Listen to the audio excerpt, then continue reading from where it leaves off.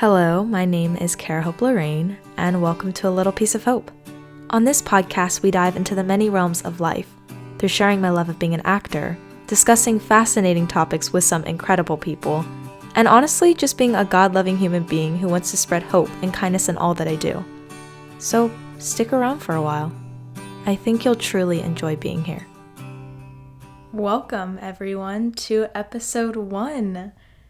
Wow, I am kind of freaking out right now in the best way, in the sense that I have wanted to do a podcast for so long. It was actually on my 2022 goals, and hey, we're already in February, and look, here we are. So it's really exciting. So my name is Cara-Hope.lorraine, and on this episode, we're really just going to talk about sort of me and sort of my background, how I fell into acting, because I get that question a lot. I get a lot of people asking kind of what's my story to where I'm at now. So I thought that would be a great first episode for you all, and to just really be honest and vulnerable. And as we progress along this podcast and get into different episodes, I don't really have anything set in stone. I want this to be a place that just I'm evolving as it evolves with you all. It's just gonna be a really cool experience. I'm super excited. So we're gonna start where I grew up. I grew up in North Carolina, a town called Greensboro, North Carolina. Very small town. I went to a Christian school growing up. I think it was like First Christian Academy. And everything was very sheltered growing up. I lived in a small house with 2 brothers and a sister, all who are older than me, so I was the youngest. Our house was just so perfect, so small. When I think about home, I think about, those days growing up. All of us shoved into a tiny little house in this really cool neighborhood. This is where it all began. Little C. Hope was found in this place called Greensboro, North Carolina. This is where she would begin, the journey of her life and fall into the love of acting. So for those who don't know, my parents are divorced. I love them both dearly to death. And although, with divorce, there comes many struggles, I'm very happy that my parents did divorce because I want them to be happy. And so the fact that they were able to kind of part their own ways, even though it caused a lot of issues for our family, they have since then found happiness for themselves and both remarried. And I'm just so thankful for that. People deserve to be happy. And so even though the divorce was really hard on me and all my siblings, I just support them and support their decisions. You have to trust that when a person makes a decision that big, it's what's best for them. I feel like I handled it pretty well growing up, the best that I could. It was definitely hard not understanding why, I didn't have a dad around. My dad, he would fly around all the time, going to different places, and I just never saw him. I would see him every other weekend, and so it was hard. And then when I did see him, I would get this crazy anxiety away from my mom because I was so used to living with my mom all the time. So it was such an interesting time navigating growing up, and who was bringing me to school and where I was just all over the place. It was very not grounding in the sense that, most children, have a family and it's very usual and routine. I didn't have that there. But it's okay because that's where this journey really took its own path from the very beginning. I look back on my life and I really began this crazy, amazing journey from the get-go. Basically, my siblings would take care of me. My mom did not have a lot of money growing up. There were definitely times of struggle, and although that I wasn't always aware of that, I kind of became more aware as I got older and my perception started really expanding. My mom was always great at making it seem like we had everything we needed. We never, went without anything. And now as I'm older, I'm hearing the stories and the times that filled in the blanks of, oh, that's why that happened, or this and that. But I think growing up, in that small little house, not having much, I still had everything because I had family and I had each other to lean on. And then I somehow fell into acting. My sister and brother would kind of take turns taking care of me. My mom would try to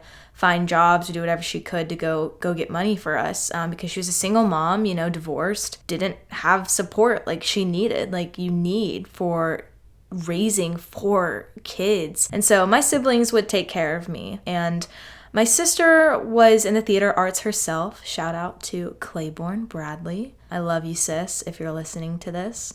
She is the one that I can thank for the very start of this career and this love that I have for acting. She would take me to her rehearsals. She went to performing arts high school, and she did outside plays and all of these different events, and she would go to voice lessons, and it was so fascinating to me, her world. And in such a crazy time, I really looked up to her. And so one day she took me to a rehearsal, and it was my first show. My first show was Oedipus Rex. That was like the first very memorable show that I have. I remember them saying, the director was like, well, why should we use older high school students for the 2 children in the play when we can just use your sister and her little brother? So my other brother, Chase, at the time.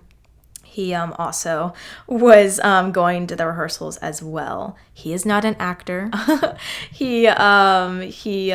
surprised that he's not doing something more creative, because honestly, he can sing, he can act, but now he's in the Marines. So much respect and love for that path of his life that he has chosen. And yeah, so basically ended up in the theater, and they were like, all right, well, let's just use these 2 little kids for the show and put them in the part. And next thing you know, I am the little kid in Oedipus Rex, which, if you don't know this show is like very, very wild. I mean, like the mom kind of like hangs herself. There is like the dad pokes his eyes out. It's a crazy, very, very graphic type of show. But I ended up just so enthralled and in love with this. And this crazy story, I was so into it. And the feeling that I got of going to the rehearsals, and I still smell the hairspray that we would spray before performance, and all of these crazy little amazing little things. I fell in love. I fell in love with the bonds that you could make with the story, with the people, with the warm-ups, with the energy. It was unlike anything I'd ever seen, especially for me, really struggling growing up and not knowing who I was going to become, who was guiding me. It was just, everyone has to learn growing up who they're going to become, what they're going to be for themselves. I just really found something so special early on in acting. I think what really holds me to theater in general and just acting now into my life has been, I was always had a very ungrounding type of life. It was always moving around, different things were happening, different changes. And with that, acting is also ungrounding, like in so many ways. But I've found so much stability and grounding in an ungrounded career and lifestyle, which is so crazy, but it is so accurate. It's so true. My love for the craft is unlike anything I can ever and ever will be able to describe. And it just grows more and more each day. And so, yeah, that was my first show, and I fell in love with it. Flash forward, we moved to Texas, and my aunt started taking care of me as my siblings started to get older, and, they were going to go off to college and do their own thing, and my aunt, took care of me for a good portion of it all. And I still would see my sister. She was really, really busy, had a lot of things going for her, and yeah, I began that, started going into that middle school life, moving to a new place, and it was crazy. Again, so much change, so much unknown, I think is the best word to put it. When you move, a whole new world is opened up to you and lifestyle that I don't think a lot of people always initially expect when you're growing up. You think, oh, new place, I'm excited, but you don't realize all that's gonna come with that move, the things that it's going to do in your heart, your mind, the people you meet. And Texas was, and I'm still in Texas currently at this moment, but growing up in junior high in Texas was really difficult on me because I just was so lost. I got bullied a lot. People hated on me. Crazy, crazy. I was very different. I spoke a different way. I was from North Carolina. I didn't have the same interests as a lot of people did in Texas. We moved to Friendswood, which was near my aunt. And that was just a very crazy, crazy environment to be in. A lot of more wealthy people, and there's nothing wrong with that at all, but I was very poor at the time, so I didn't have a lot of like the newest clothing. I didn't have the newest toys or things of that nature that people in school would be talking about 24/7. I didn't fit in, I didn't relate to a lot of the lifestyle that I was now kind of living in. And I was fine with it. I was invincible. I was fierce. I really was great at being authentically myself until I really started to hit what changes and people could be like as you go through school, which everyone goes through it. I think a lot of people go through people being mean to them, bullying, etc. That's what I faced in junior high. Basically, I started going into this really confused state of my life, really struggling mentally, unhappy, really sad,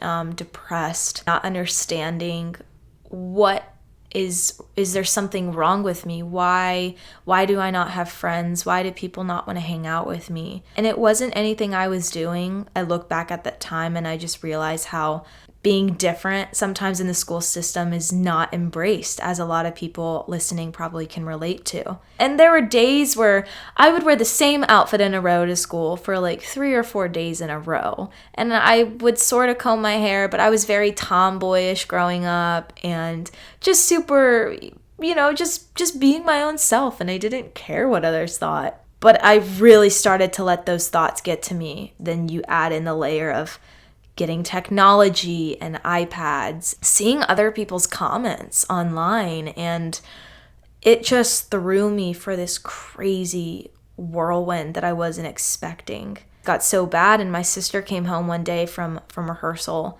and said, "Hey, you've been acting a little bit strange lately." I said, "Yeah, I'm just really unhappy. I'm really struggling." And she said, "Well, would you like to come to rehearsal with me today and just watch? I just don't want you to be alone."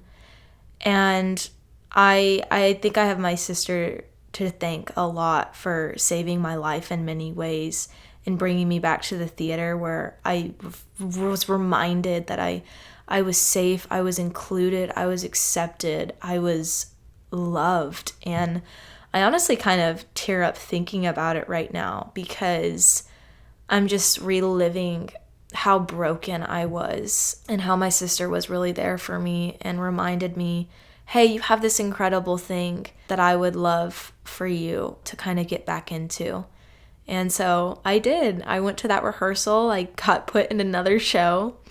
And that was Tarzan. I was an ape, and then I moved up into the leopard position as well, which was really exciting. And I was doing like acrobatics at the time, so I really could flip across the floor and do fun stuff for that role. And boom, I just got that life, that energy sparked back inside of me. And then I started doing more plays and musicals at this company. And my sister, she moved on, she started going to college and all, and I really wanted to continue acting. The people were so kind to cut deals with our family so that we could like afford me to be able to participate in the shows and whatnot.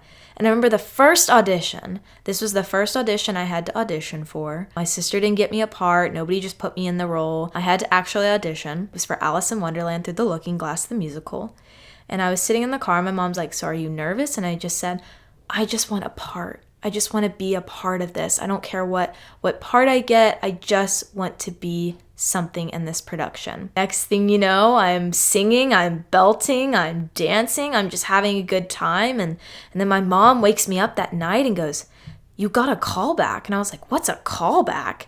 And she's like, "You have to go back in and basically they want you to read for the main role." I was blown away, and I had never taken a singing lesson in my entire life. Although I would sing my Adele songs left and right. I could sing Water Under the Bridge with all my heart and all of those songs. I was Adele, and yeah, that's a side note for another day. But I had to sing for this audition, and I had this incredible, voice teacher, and he really brought out the potential that I didn't know I had.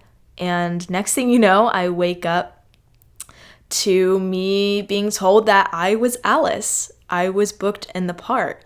And I found out later on that there was this whole controversy because that part was already cast, and like the mom's daughter was it, and there was like all this crazy drama around it. And so when I came in and took the role, we ended up actually splitting it so that the other girl could still do it. So we would swap nights on and off. It was this huge outpour in the theater that this had happened, and I didn't even know. I was just wanting to be a part of something special and amazing. So I would go to the theater after school, and I would work hard, and I would memorize these lines, and I would sing in my room, and I would take the tapes with me everywhere. This was back before I really had a phone, okay? I had my CD player. I had my CDs, and I'd pop the CD in there and read the lines and practice the music and go to the voice lessons. And it was just so amazing. Moving forward, we ended up moving out of Friendswood to this place called Katy, Texas.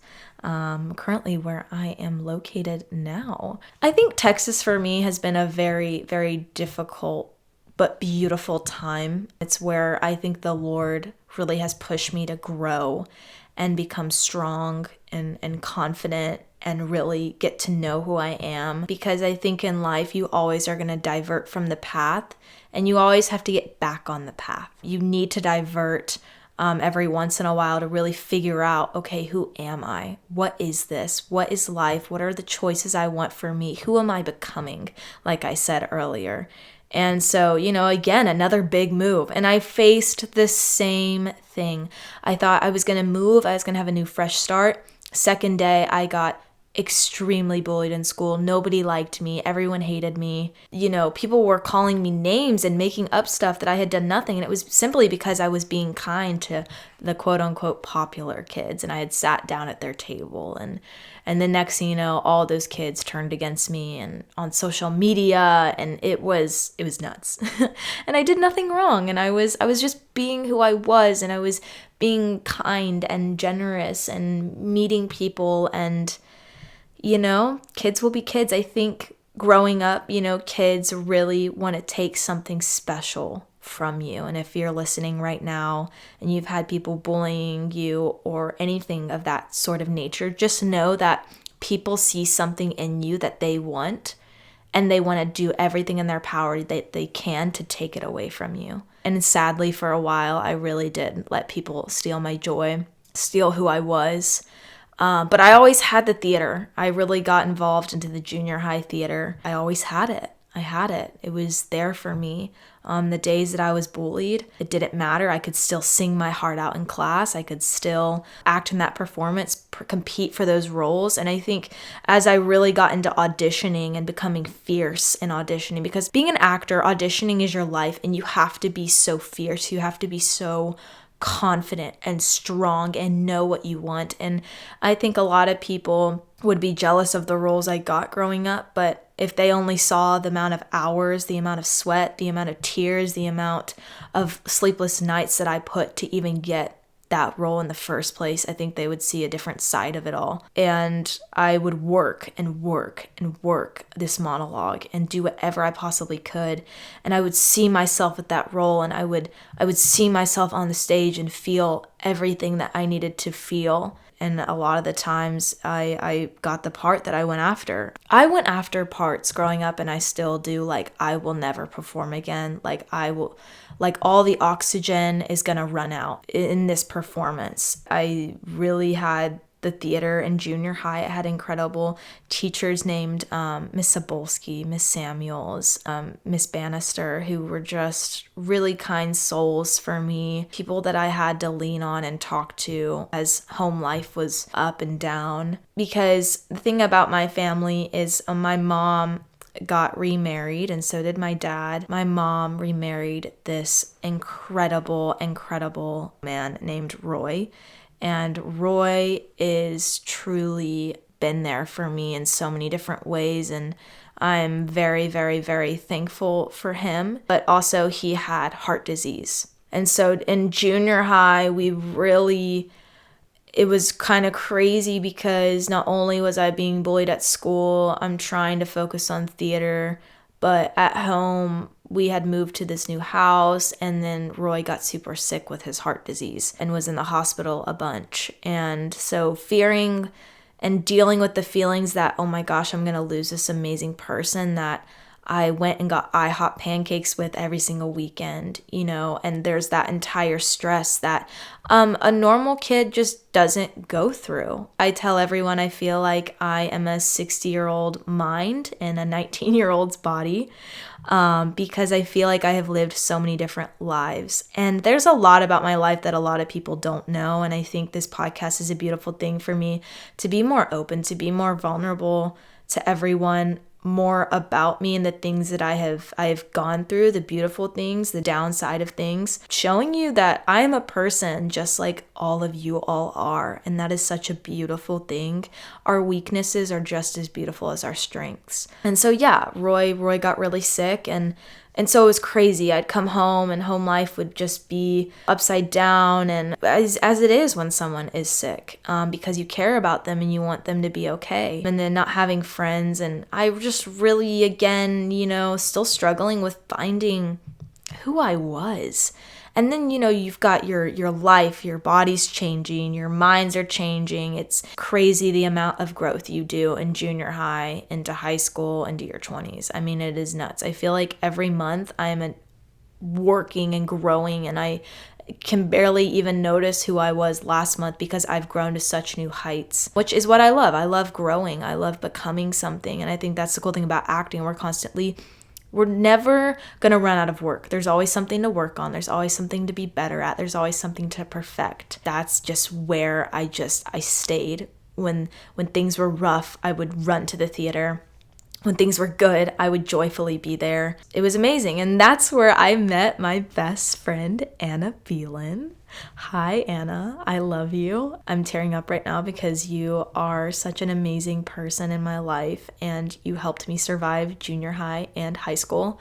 So me and Anna met, and I will bring her on for one episode to talk more. But we met and we were rivals in our play. They double cast our play called Murders in the Air, and me and Anna both got cast in the same role. So all of 7th grade, we were like enemies, but not really. We'd be kind to each other, but behind our backs, we were like, I'm going to be better at this role than her. There's that competitive spirit that's kind of healthy. It pushes you to grow stronger and make new choices. And we did that show. That was super fun. And then 8th grade year, we really bonded. And we did, Annie together, and she was Lily and I was Hannigan, and we had this incredible friendship and bond. And then when we did our UIL at that year, I get chills thinking about this. We did a show called Zinc, the Myth, the Magic, the Legend, the Zebra. And the show was basically about this girl named Becky, and she has leukemia, cancer. I believe this is based on a true story, if I can remember properly. Yes, I think it is, yes. And Becky basically during her treatments goes to this other world as she is going in and out of chemo and things are getting harder and more difficult. She goes to this place in her mind, this beautiful other world with zebras, and there's this monkey that Anna played named Schlepp. And me and Anna grew so much as friends in this span of, however long we were working on it. We already were friends, but this is when we really got close and had to lean on each other, especially because I got really sick during the rehearsals before the show. I got flu and all these crazy sicknesses combined. So not only was I really sick myself, but I was having to play a sick person. And there was this one rehearsal where they were carrying me from place to place, because if you've been in rehearsals with me, you know that I will show up sick. I mean, that's probably not the best thing now because of COVID, but before COVID, I would show up sick as a dog. There was no way in the world I would miss that rehearsal. If I was sick, it didn't matter. I was going to be there for my team. I was going to give my all, my performance, my best, and perform the heck out of that rehearsal. And so yeah, me and Anna grew really close as Schlepp is Becky's best friend and really pulls her through the life. And then when Becky passes away, Schlepp is with her to take her on to the next life. And it's such a beautiful show, to which we won that year. And I won actually Best Actress, which was kind of crazy and never would have thought that in my entire life. I was just so into the show and the story that it represented that I just felt like I just wanted to honor the story. I couldn't care about awards. That's not who I am as a person. I just am all about doing what the story needs, doing what the script needs.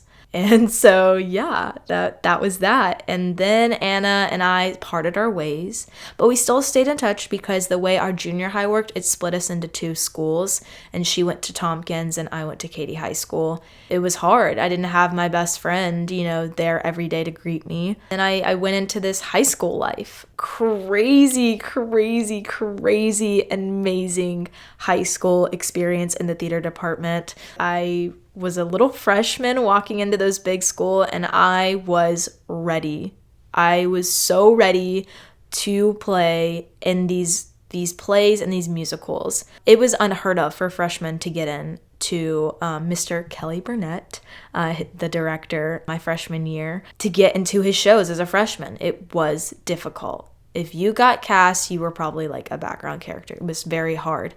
He came from Broadway. He is so technical and kind and perfect.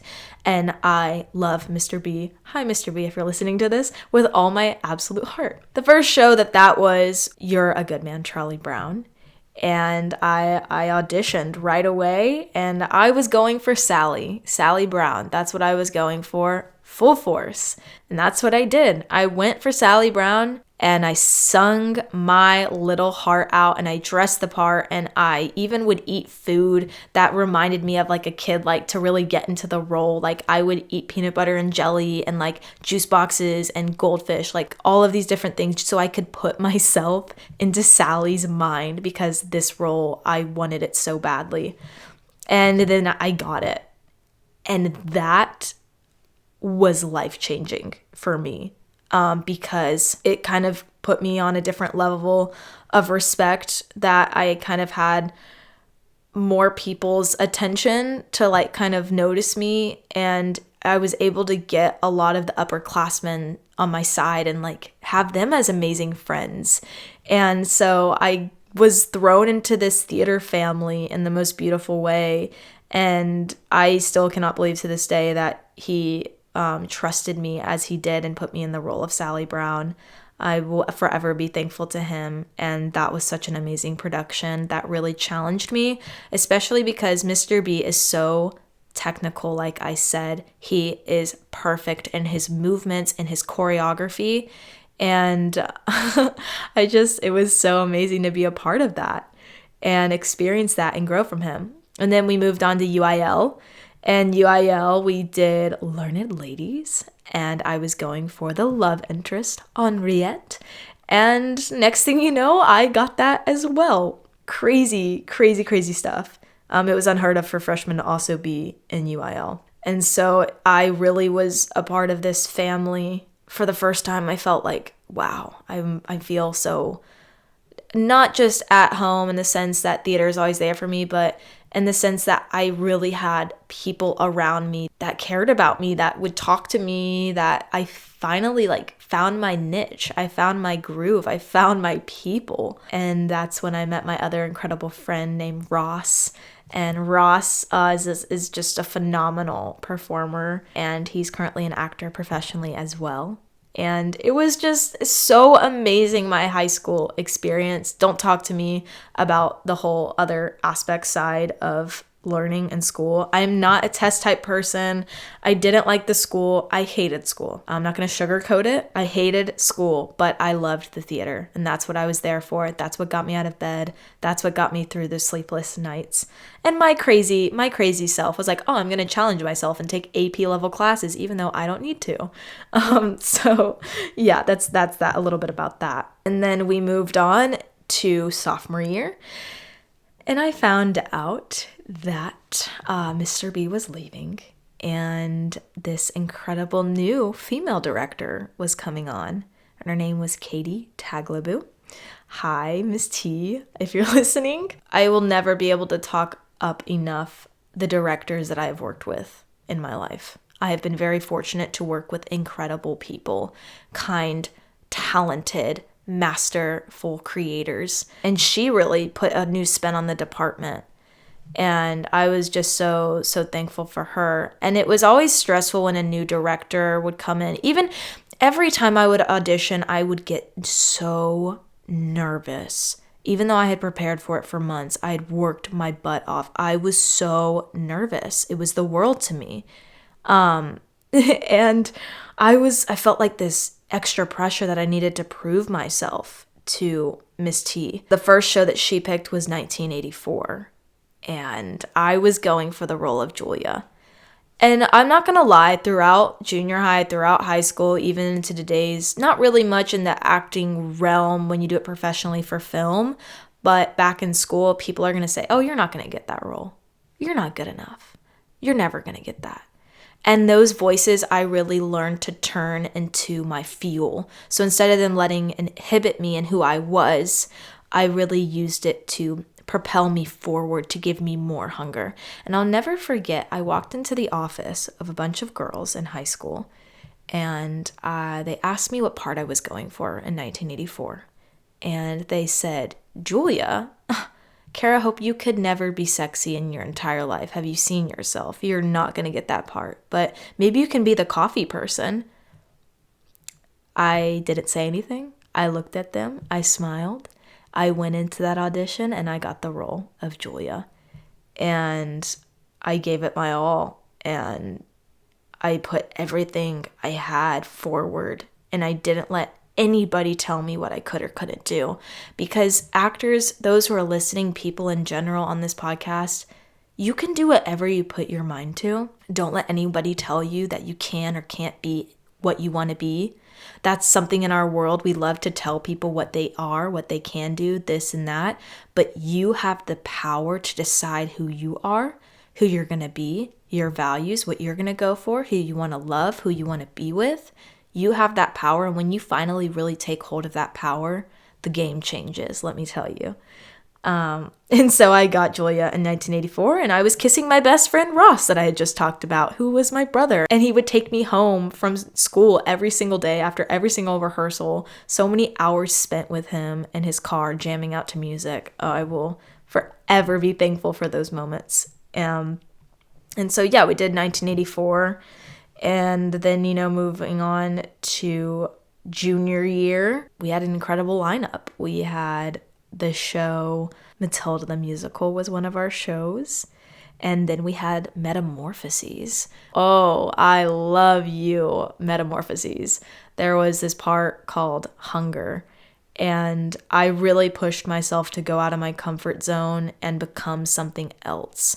So that summer I was prepping to become this character that was kind of like Gollum inspired in the end that I kind of went with, but more human in some ways, but also desperate and different and just crazy. And so I got the role of Hunger, and I did this like crazy monologue. I mean, it was nuts. And it took place in a pool. We had built a pool in our black box. One of the coolest productions I've ever been a part of, because Miss T's ideas are just phenomenal. I mean, I learned so much from Miss T about viewpoints, about acting, about being vulnerable and real. I mean, I remember back in 1984, her really sitting down and talking with me through the emotions, through the scenes, and pushing me to new heights. I dabbled in method for sure a bit. I'm not gonna lie to a bunch of people.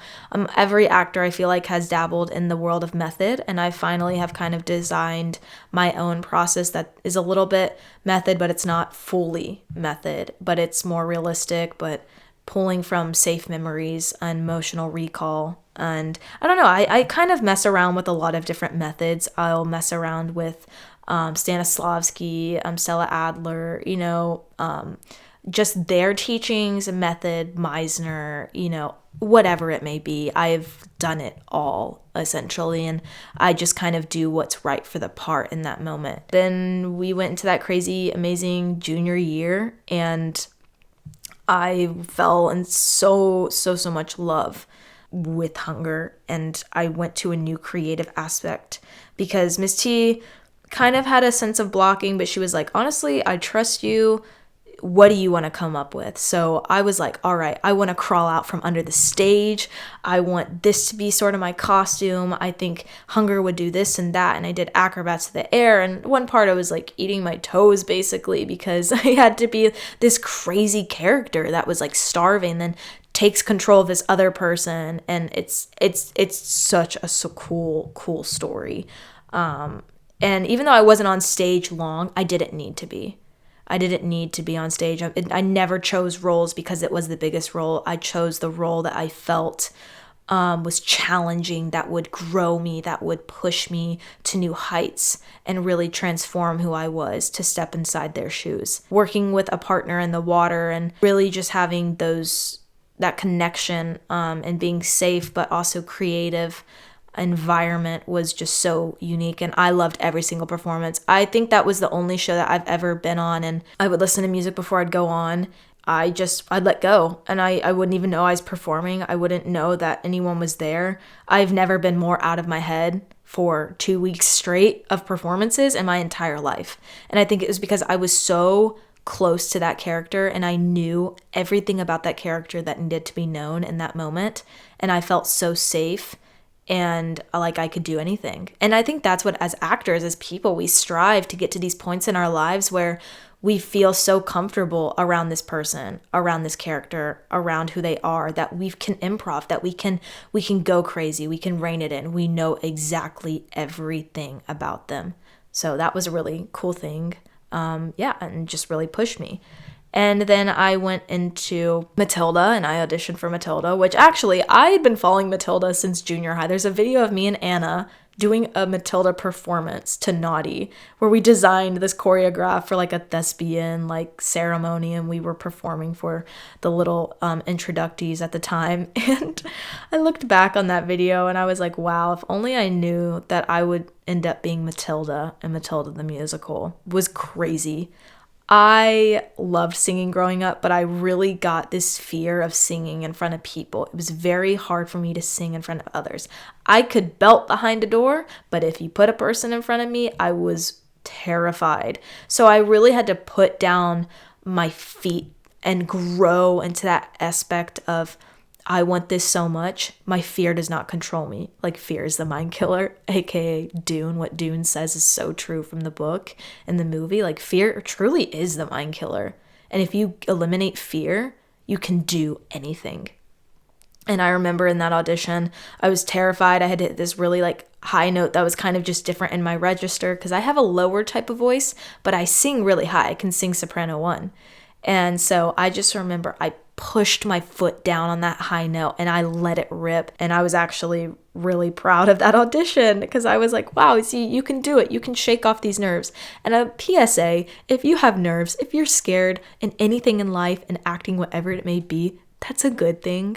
Let me reiterate that nerves are a beautiful tool that are given to you because it means that thing that you are doing or accomplishing matters to you, that it's important, that you don't want to mess it up because you love it so much. If you don't have nerves, I tell people all the time, I would be concerned. I would be concerned if you didn't have nerves because they're normal, they're natural. And it's all about learning how to move the nerves into to push your performance to a new height, to a new level, which was something I was always kind of really good at. I mean, I would always pray before every performance too, and I was like, Lord, please help me get through this performance. Like I said, I'm very big on my faith. I love the Lord, and so the Lord helped me so much throughout my childhood. He helps me every day, y'all. I'm not gonna sugarcoat it. I'm just gonna be honest that the Lord has been there for me and through my ups and downs and gave me friendships and has given me opportunities and has closed doors that I was not meant to go down and has opened doors that he knows I was meant to go through. Faith has been a very big part of me and always will be in my journey of life. this crazy thing called life. And then Matilda was incredible, and it was everything I could ever want and more. I just loved being a little kid again, and I loved the freedom of Matilda. And I think in each role I've been through, whatever I was going on through in my life at the time, I was able to really grab something from that character. And I was able to push things down at who I was and work on them, and take from these characters aspects that I really felt like I needed in my own life. Julia taught me what it was like to really stick up for yourself and to speak out in a time of craziness. And that's the beautiful thing about theater. You're in so many different people's shoes that when you're done with that performance, there's a lot that you can sort of take away. You get rid of a lot of it, but I always take a little part of that character with me, whether it may be their outlook on life, their curiosity, their joy, whatever it may be. And I think that's another beautiful thing. Acting is empathy. Acting is truly seeing what it's like having the goggles of another person's life. And that is what's attractive at the very start of this entire craft. And so, yeah. And then we moved on to UIL, which I did not know would be my last UIL. Oh my goodness. If I would have known that last performance was going to be the last performance, I actually glad I didn't know because I left it out. I pushed everything I had out on that stage. We did Caucasian Chalk Circle, and that was an incredible show. It was like I've really had grown into this new heights of my acting and really was starting to see my craft on a different level that I hadn't seen before. And at the time I was looking at going to NYU, preparing for senior year and all of that jazz. And we went to UIL. It's Miss T. The cast made that such an incredible show. And the trust that we had to have for one another and the cast bondings that we would do were just so thrilling and awesome. Then COVID hit, and I didn't know that the last performance I would do at district round would be my last performance on stage for a very long time. And I have not been on stage since. COVID taught me that I needed to move on. I felt like I really had peaked to the amount that I could in high school performance-wise. And next thing you know, I decided to graduate a year early. School was really tough on me, just the academic side of it. Pressure I would put on myself, the unneeded pressure. So I graduated early. And at that time, I picked up an agent with Paige Parks, Addie Eckert, who is the most sweetest human being on this planet and literally is so kind, has given me so many incredible opportunities and networks. And I love her. And I still love working with her to this day. We have such a great relationship. Yeah, I was picked up by the agency for acting. I went in, met with them, and performed, and they signed me on. And I took some classes for film because I knew that this is what I wanted to do with my life. COVID opened my eyes up and was like, I want to go at this with every ounce inside of me. I can't do anything else. I cannot bear to live life without acting. It's not just who I am. And I know a lot of people say like acting shouldn't be all of you. And it's not all of me, but it really is such a huge portion of me. And that's where it's my passion. Your passion is so powerful, whatever passion that you may have, whether it's art, drawing, it's just so powerful. And I got into film classes and started taking classes, and then I got on backstage and I booked this short film and now we're here. We are here with an incredible TikTok account, which, hi everyone from TikTok. I love you all. Y'all are amazing. I know a lot of them are listening to this podcast because I've been hyping it up like crazy. But I started throwing my acting videos out on TikTok and collaborating on Daisy and doing audiobooks with people and voiceover and working on camera. And I fell in love with film. I always knew I loved it. Okay, that was a given. But I have truly fallen in love with film on a different level and aspect. I love the stage. I will always love the stage. I will go back to the stage. But where I'm at currently, the best sort of route to kind of be on is the film route, and I love it. And it's everything I could possibly want and more. And so, yeah, I've got an upcoming film called Unforgettable by somebody, his name is Shay, who reached out to me through my TikTok. The Lord told me a while back that he'd like, I had a TikTok like for ever since the start of the pandemic. I gave in, like we all did, and downloaded the app so I could have social interaction. And I just started going with it. And then the Lord was like, why don't you start doing your acting stuff? And so I did, and I went with what my soul and my gut was telling me. Next thing you know, I have all of these incredible people and networks and opportunities, and that is still growing each day. I'm thankful for everything. And then I did a really big commercial this past October. I shot that, and that was super fun. And so it's all little by little, and I could probably be on this podcast for hours if I talked about where I'm at now, but I wanted to just kind of give you all a glimpse through my life in each little season and really give you a background of how everything that I have been through has sort of shaped me to who I am now and still growing to be. I have been through crazy stuff to only be 19, and I am thankful for it. If you get anything from this podcast, I would say own your stuff, own your traumas, own your joys, own your memories. It is so powerful when you learn to turn things that have been so difficult for you into something so unbelievably powerful as strengths and not as weaknesses. Everything is truly about perspective. I can't emphasize that enough. And that's where acting has helped me so much too, to really open up and realize that it's okay to show these emotions, these sides of me. It's okay to be vulnerable and real, which on stage I was, but film takes that to a whole new level. You cannot fake crying on film. No siree. You can do that on stage because the audience is so far away.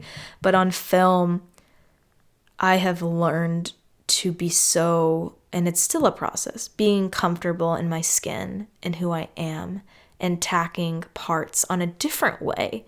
And it's such a new process to be learning about. And I've been in it for 3 years now professionally, going on 4. And it's amazing. And I'm blessed to say that this is my career, that this is what I love to do. And if there's something today that you feel that you are wanting to do but you're scared, hey, I am scared too every day that I am doing this career path because I love it and it is my passion. And you should go after whatever makes you happy, simply as that. Don't let people tell you what you can or can't do with your life. We live in a day and age now that it's actually okay to start doing new things as jobs that before were like, oh, you could never do that. No, we can do anything that is in our minds and our hearts and that we put our feet to the ground and say that we're going to do. And that's just a little thing about dreaming and passion, have that passion, find your passion, go after it, don't lose sight of it. And if you haven't found it yet, that's okay. I found mine super early on, very abnormally early on, and that's a blessing. But also, don't feel like you need to push anything. It will find you, so don't feel like you need to rush. Be present in the moment, which is something I think we all have regrets, but I always think back and I'm like, I should have been more in the moment there. I should have been more in the moment here. And that's the really beautiful thing that I'm learning in acting every day, is listening, being present, and just truly growing myself. I mean, your acting grows when you grow as a person. And I love that. That's just so cool to me, that the more I work on myself, that the more I'm growing and reading in crazy, amazing ways, I'm able to relate to more characters. I'm able to have different mindsets and access different emotions. It's just, it's everything I could possibly want and more. And I'll probably do an episode 2 talking more about current day stuff, current things I'm working on. I'm writing a feature film currently with one of my best friends, a coming of age drama that I am going to be pitching to A24 at some point. As soon as we just get a few more things together. That is the goal. Got this incredible film I'm working on called Unforgettable, short film that's going to be coming out very soon. I'm getting ready to go film on that. And then let's see what else. I'm part of a bunch of other projects that you can check out on my IMDb that I can't go into too much detail yet. The soonest I can, you will be updated. My name is Cara-Hope.lorraine. I feel like I covered a lot in this past hour. I love podcasts so much, and I could talk for forever and ever. But I really hope you got to see an inside glimpse into my life and growing up. And I could talk about so many different things. There's so much to fill you all in, and it will never be enough to fill in with an hour. But I just wanted to kind of just take the curtain back, show what it was like for me, a little see hope growing up in this world. We all have crazy experiences, creative paths, and it's just so unique, everyone's story. So for those who have been asking to hear my story, there is a little glimpse. That is episode 1, See Hope's life. Thanks so much for listening. It means the world that you would take time out of your day to tune into this podcast. I hope you go into the world with peace, light, and an abundance of joy. Oh, and just remember one thing. Stay humble, but hungry. Special thanks to Lucas Chambers, who composed the music for today's podcast. Until we meet again, my dear friend.